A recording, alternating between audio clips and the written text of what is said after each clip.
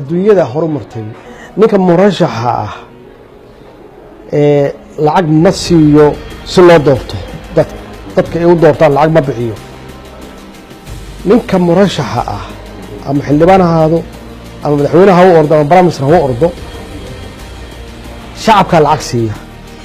business community ga lacag siiya dadka ganacsatada lacag siiya waxay lacag u siiyaan qofkaan inuu yahay qof dalka sidiisa iyo si ka fiican ku wadaya oo uga shaqeynaya ama mabda ay ku raacsan yihiin ama qofkaas inuu shaqo fiican qabtay ay ku yaqaanaan shaqo wanaagsan iyo lacag ku siiyaan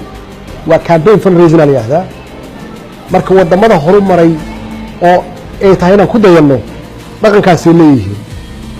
anagana waa inaan uga dayano marka waxa la rabaa shacabka Soomaaliyeed candidate ay leeyihiin waa wanaagsan yahay ha hada xildhibaan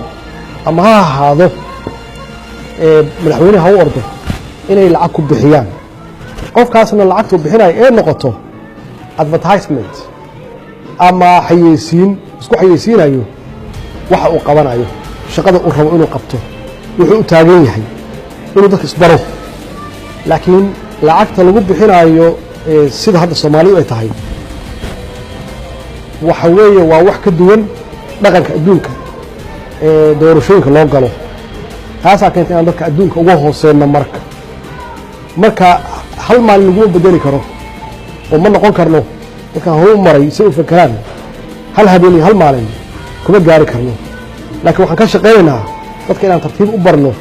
qofka codeynayo waa inuu codeeyo dalka inaan laga xigin ninka xildhibaanka ah dadka shacabka dalka kama xigo wax gaar uu ku helayna ma jiraan marka in isagu la ku bixiyo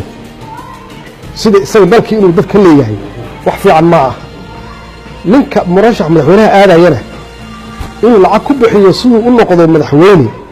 macnaheedu waxa weeye ninka xildhibaanka dalku ka xigaa marka soo ma garan dalku ka xigaa marka ninka xildhibaanka inuu dareemo aniga ninkan madaxweynaha u ordaya ama gabadha madaxweynaha ordaysa dalka igama xigo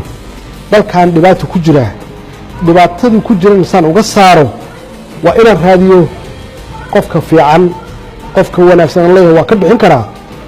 inaan aan ku doorto anana waxba ka qaadan qofkaan wax wanaagsan u keeni